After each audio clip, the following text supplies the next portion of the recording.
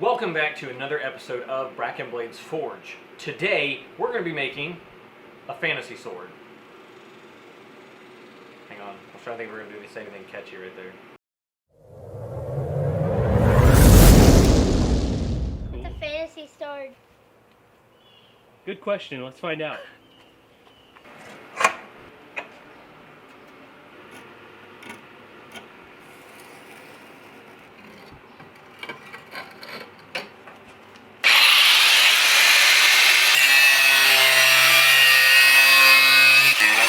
Why, yes, we do actually go through a lot of grinding discs. Why do you ask?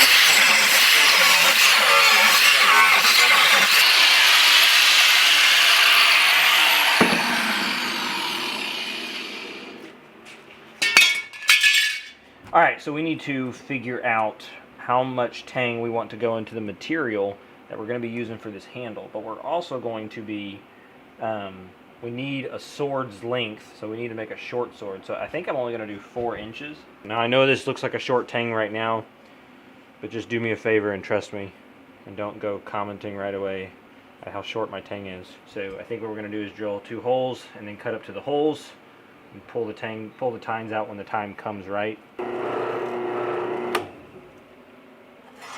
just don't know if this is going to work the way I want it to work. If it doesn't work, we can completely cut the tines off and not worry about it.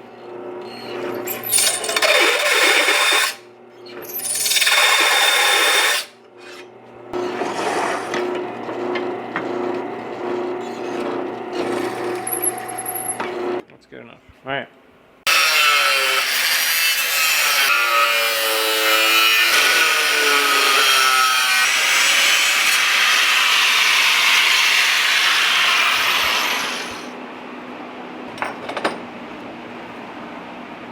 Alright, start the forge.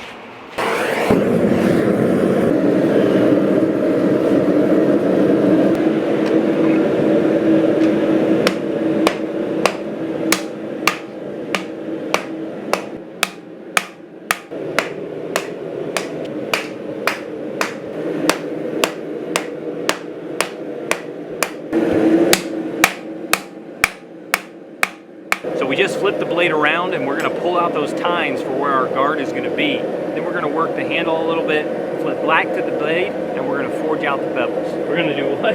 Flip back to the blade? I got back to the Liver King again. No, we're going to flip the blade back and we're going to do the bevels.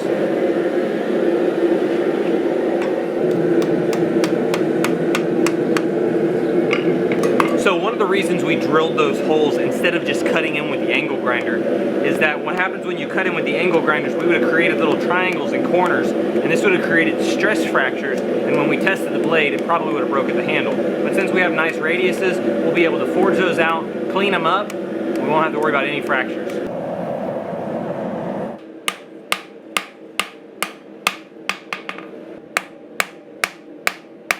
The inspiration for this build actually came from a subscriber of ours called ESP.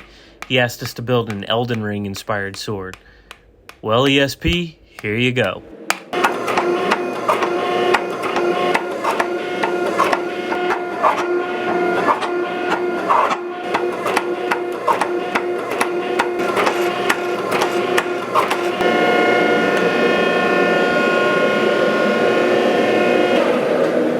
So for our handle material, we decided to go with this really, really wicked looking access tine. That's going to look pretty awesome.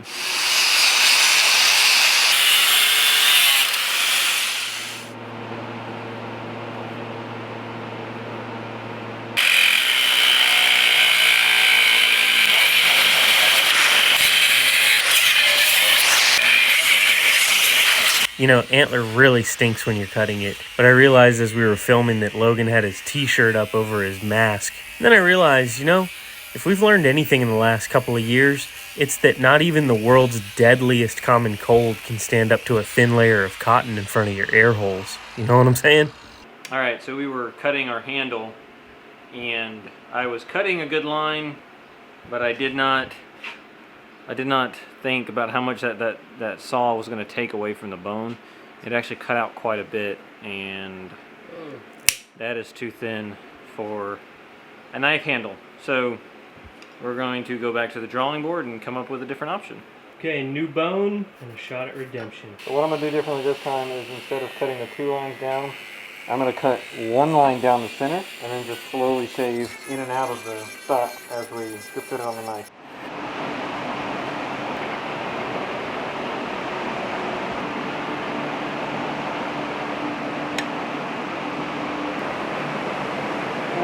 Do you think it sticks out a little too much right there? You think anybody's going to notice? No, I'm not going to leave it like that.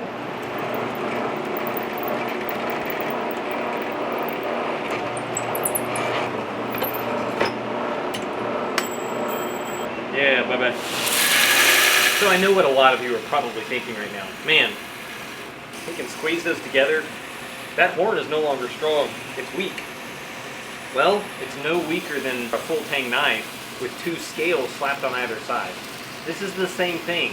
The only difference is we left the end of the horn for an aesthetic appeal. It's still just as strong as a full tang knife. When we put this thing together for final construction, a couple of things that we're going to do, we are going to include some epoxy in here. But we also are going to use something called cutler's rivets. Cutler's rivets are 2 pieces of metal that go together and they fan out inside the tang and inside the material to lock it together for a permanent connection.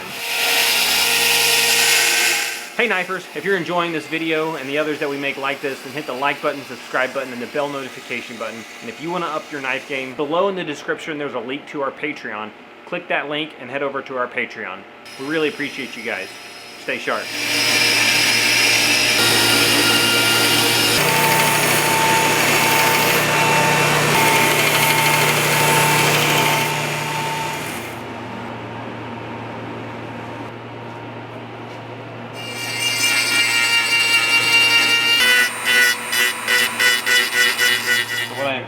Doing is, in a sense, breaking the back of the forge to just give myself a little bit of an extension so that when I'm heat treating the sword and moving it back and through, I can get a good consistent heat before I go into the quench. Yeah, perfect.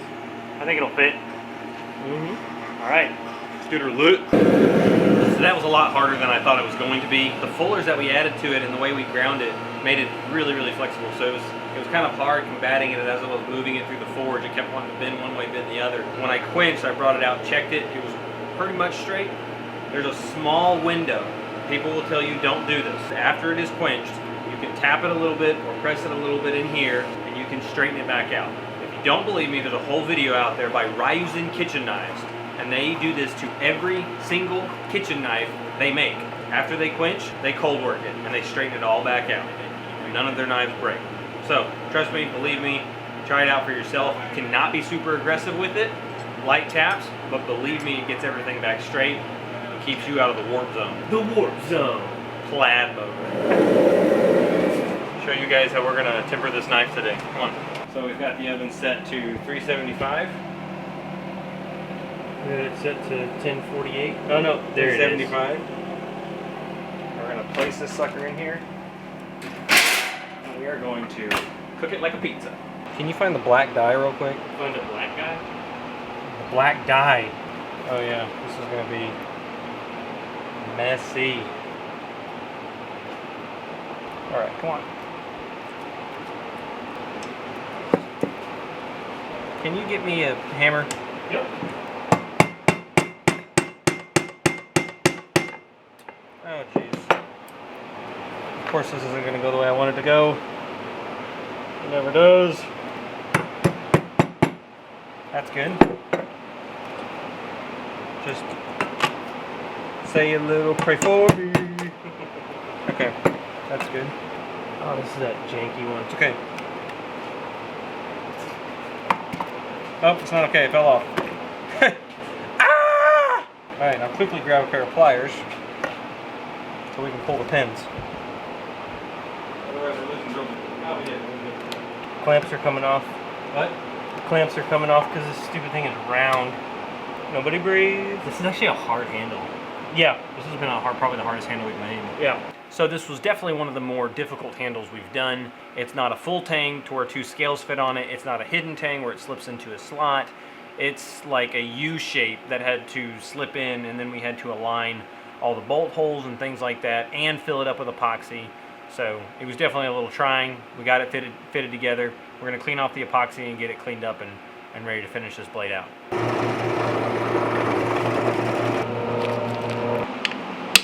Okay. I'm going to want to bevel those real nice.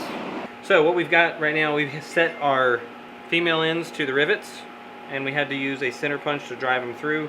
But since they're inset pretty far, what we're going to have is Ben's going to hold basically the anvil portion of this, and then he's going to hold it flat. Brian's going to come over here, hold the blade steady, and then I'm going to drive the male portion of the rivet. And we're going to hope that we don't three stooge this thing.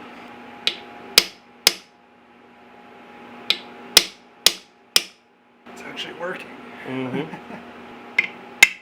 Oh, I pinched myself.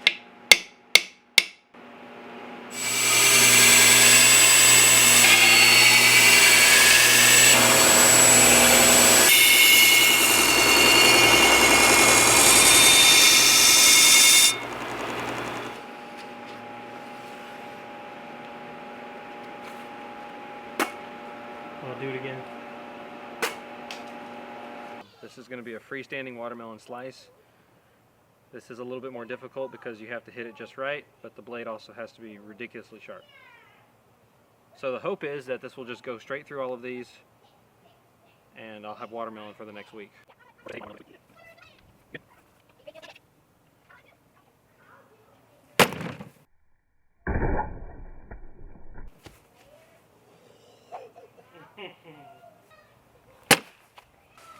In case you're wondering if this thing is sharp, it just literally sliced that can open.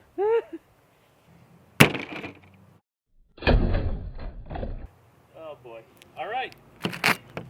Okay, so all that testing we did, and we nailed the heat treat on this sword. This thing is still literally hair splitting sharp.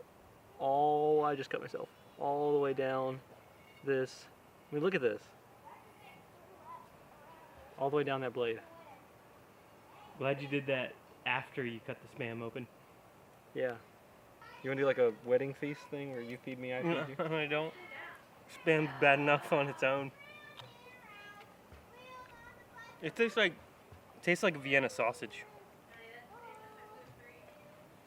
That's the 25% less sodium one. That's less sodium? This is salty. Yeah. All right. Lastly, turkey. Turkey. Daddy, cook that. Let's turn into bacon.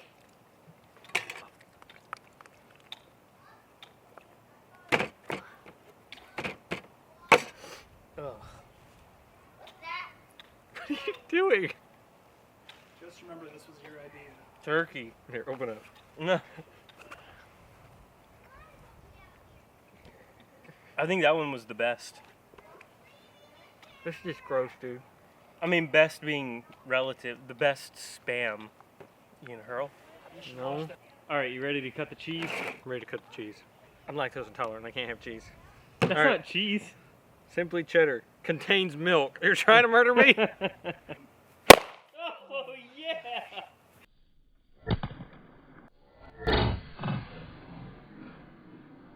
There's ringing in my ear.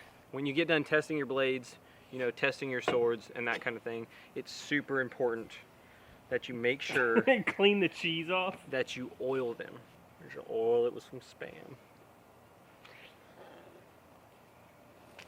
If you enjoyed watching this video, please hit the like, subscribe, and notification button. Look forward to more videos with us. Got another Simply Knives video coming out soon. Thank you guys. Thank you, knifers. Stay sharp.